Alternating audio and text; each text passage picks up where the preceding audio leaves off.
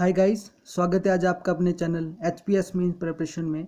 आज जो है हम टॉप 25 क्वेश्चन करेंगे हिस्ट्री ऑफ हिमाचल प्रदेश से। हिमाचल प्रदेश की हिस्ट्री से हम टॉप 25 क्वेश्चन करेंगे जो एग्ज़ाम में अक्सर पूछे जाते हैं। तो आइए सबसे पहला क्वेश्चन करते हैं। किसने जो है कुल्लू की वंशावली प्राप्त की थी? वो कौन सा इतिहासकार था जिसने कुल्लू की वंशावली प्राप्त की थी? तो वो जो इतिहासकार था वो था आपका option B, captain Harcourt. Captain Harcourt ने जो है वो कुल्लू की वंशावली प्राप्त की थी। सेकंड जो क्वेश्चन है आपका वो है, अशोक ने हिमाचल प्रदेश में बौद्ध धर्म के प्रचार के लिए किस भिक्षु को भेजा था? तो ऑप्शन है ए खुद्दक, बी मझिम, सी महेंद्र और डी संघमित्र। तो इस ऑप्शन का जो जवाब होगा, इस क्वेश्चन का जवाब होगा ऑप्शन बी मझिझम। ठीक है, इन बुक्स में इसको इस तरह से भी लिखा होता है, मझी और झम। ठीक है, मझी झम भी इस तरह से इसको लिखा होता है। तो ये है आपका सही आंसर, इसका ऑप्शन बी। तीसरा जो आपके पास क्वेश्चन है वो है, त्रिगर्त दो भागों में बंटा हुआ था, एक नगरकोट तथा दूसरा। त्रिगर्त उस समय जो था वो दो भागों में बंटा हुआ था, एक मैदानी भाग और एक पहाड़ी भाग। तो जो मैदानी भाग था उसको कहते थे त्रिगर्त, और जो नगर पहाड़ी भाग को कहते थे नगरकोट, और दूसरा जो मैदानी भाग था उसको कहते थे त्रिगर्त। तो जो मैदानी भाग था उसको कहते थे त्रिगर्त नगरी। ठीक है, लेकिन उसका जो सही नाम था, अगर आजकल जो उसको जिस नाम से जानते हैं वो है जलंधर। उस समय जलंधर को जो मैदानी भाग था उसको त्रिगर्त कहते थे। तो इस ऑप्शन का सही आंसर होगा ऑप्शन सी, त्रिगर्त, ये सॉरी जलंधर। नेक्स्ट क्वेश्चन है आपका, हर्ष के शासनकाल में हिमाचल प्रदेश का वर्णन किसके वृत्तांतों से मिलता है? तो हर्ष के शासनकाल में जो वहाँ पे आया हुआ था वो था हुएनसांग। ठीक है, हुएनसांग चीनी यात्री था जो हर्ष के शासनकाल के दौरान भारत आया हुआ था, और वो हुएनसांग जो था वो पूरे हिमाचल प्रदेश में भी उसने भ्रमण किया था।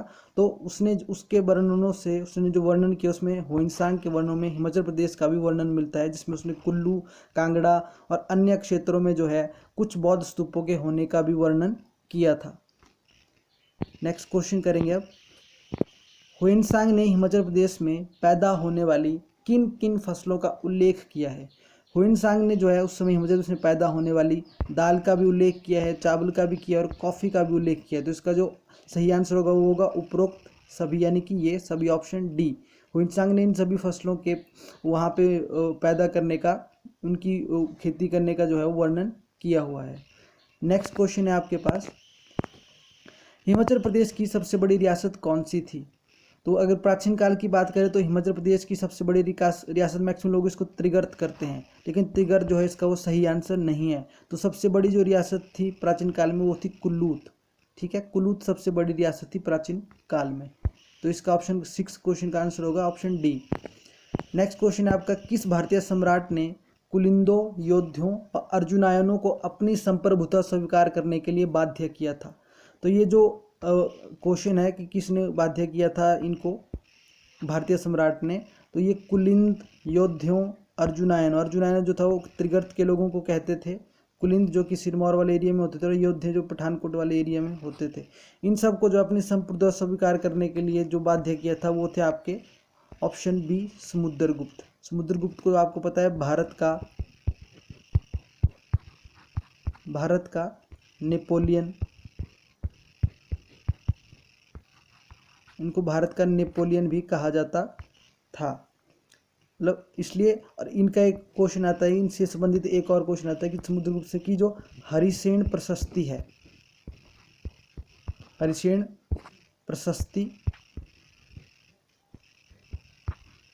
वो प्रयाग में स्थापित की थी, और वो जिसमें किस राजा का वर्णन किया गया? तो हरिसेन प्रशस्ति में समुद्रगुप्त का वर्णन किया गया है। और हरिसेन जो थे इनके दरबार में एक प्रमुख मंत्री थे जिन्होंने इनके नाम पे ये प्रशस्ति बनाई हुई थी, जिसमें समुद्रगुप्त की जितनी भी इन्होंने विजय प्राप्त की थी उन सभी विजयों का उल्लेख किया गया था प्रयाग प्रशस्ति में, जिसको हरिसेन प्रशस्ति भी कहते हैं। नेक्स्ट जो आपका क्वेश्चन है वो है, हिमाचल प्रदेश में प्राचीन अभिलेख किस एक लिपि में उत्कीर्ण नहीं किए गए हैं? तो हिमाचल प्रदेश में जो प्राचीन अभिलेख हैं वो शारदा में उत्कीर्ण किए गए हैं, ब्राह्मी में भी उत्कीर्ण किए गए हैं और नागरी में भी उत्कीर्ण किए गए हैं, लेकिन इंडो ग्रीक में उत्कीर्ण नहीं किए गए हैं। तो इस क्वेश्चन का सही आंसर होगा ऑप्शन सी, कि हिमाचल प्रदेश में प्राचीन अभिलेख किस एक लिपि में उत्कीर्ण नहीं हुए, तो वो है आपकी Indo Greek, option C. Next question है आपका, आर्य राजा दिवोदास का मुख्य सलाहकार कहाँ का रहने वाला था? तो जो आर्य राजा दिवोदास थे उनके जो मुख्य सलाहकार थे वो रहने वाले थे कांगड़ा के। ठीक है, ऑप्शन बी कांगड़ा के। और उनका नाम क्या था? वो थे भारद्वाज ऋषि। ठीक है, जो सलाहकार थे आर्य राजा दिवोदास के वो थे ऋषि भारद्वाज। और वो कहाँ के रहने वाले थे? ऐसा कहा जाता है कि वो कांगड़ा के रहने वाले थे। नेक्स्ट जो आपका क्वेश्चन है वो है, किस शताब्दी में शकों का आक्रमण हुआ है? ये थोड़ी सी यहाँ पे मिस्टेक है टाइपिंग की, कि शकों का आक्रमण कब हुआ? तो शकों का जो आक्रमण हुआ है वो आपका प्रथम शताब्दी में हुआ है।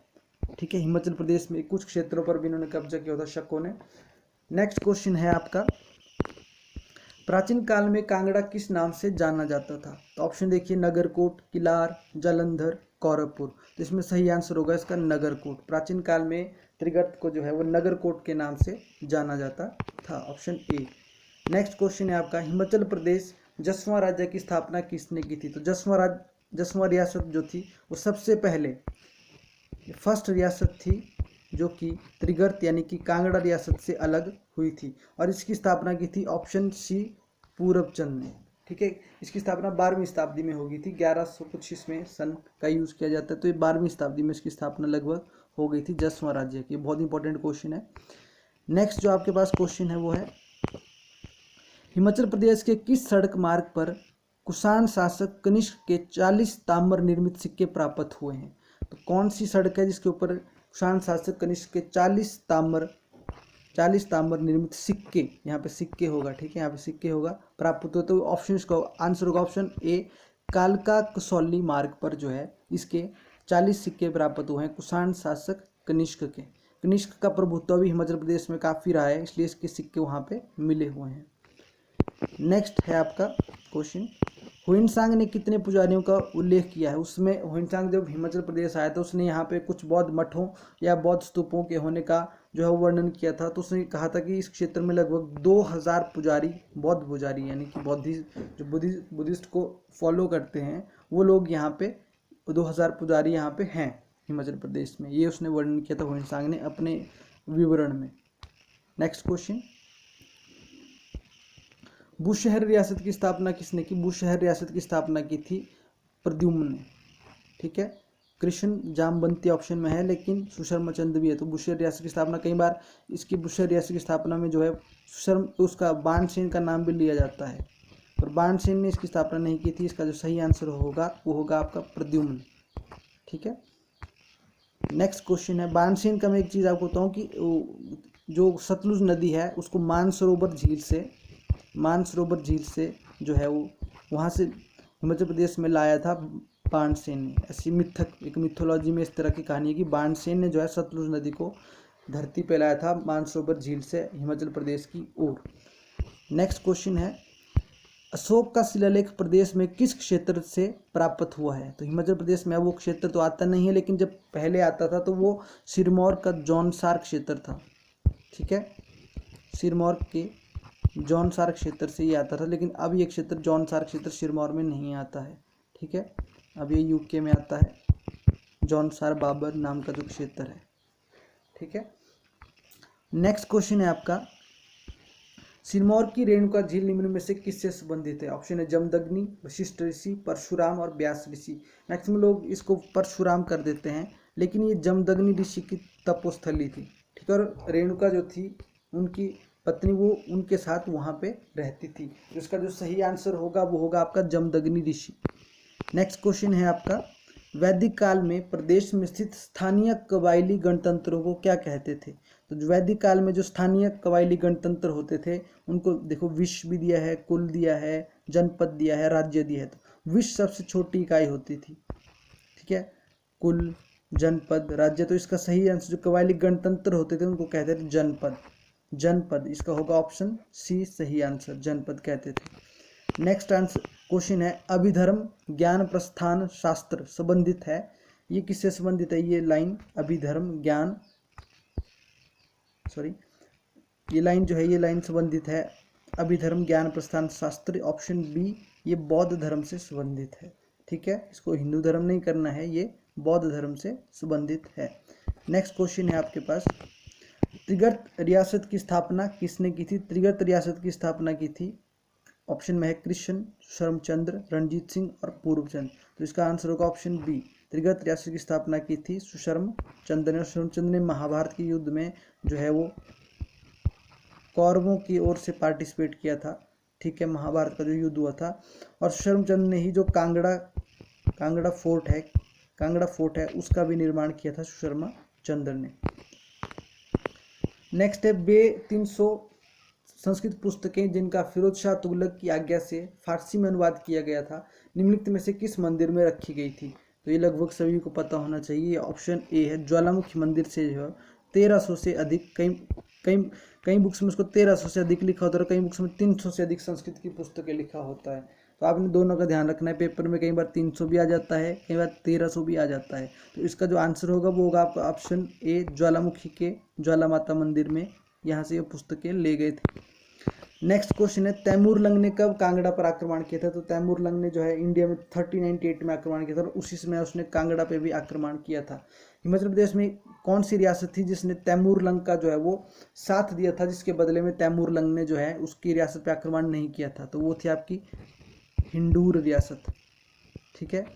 हिंडूर रियासत के ऊपर उसने आक्रमण नहीं किया था। हिंडूर के राजा ने कहा था कि वो उसकी सहायता करेगा, उसको जो है कुछ खाने पानी की सप्लाई भी करेगा, तो इसके वजह से उसने उसके ऊपर आक्रमण नहीं किया था। नेक्स्ट क्वेश्चन है आपके पास, कौरवों की ओर से किस शासक ने महाभारत के युद्ध में भाग लिया था? तो यह भी पहले डिस्कस कर लिया हमने, कौरवों की ओर से शर्मचंद्र ने भाग लिया था। किस गुप्त सम्राट ने हिमाचल प्रदेश के राजाओं को अपना प्रभुत्व स्वीकार करने अथवा लड़ने की चुनौती दी थी? तो ये आपको पता होना चाहिए, समुद्रगुप्त ने ये किया हुआ है। ऑप्शन बी, समुद्रगुप्त ने जो है हिमाचल प्रदेश के राजाओं को अपना प्रभुत्व स्वीकार करने अथवा लड़ने की चुनौती दी थी, ऑप्शन बी। नेक्स्ट क्वेश्चन है, पंजाब का कौन सा नगर प्राचीन काल में त्रिगर्त के नाम से जाना जाता था? पंजाब का कौन सा नगर था जो प्राचीन काल में त्रिगर्त के नाम से जाना जाता था? ये मैंने पहले बताया आपको, इसका सही आंसर होगा डी, कि जो पहाड़ी भाग था कांगड़ा रियासत का, ठीक है, जो पहाड़ी भाग था उसको कहते थे ये नगरकोट,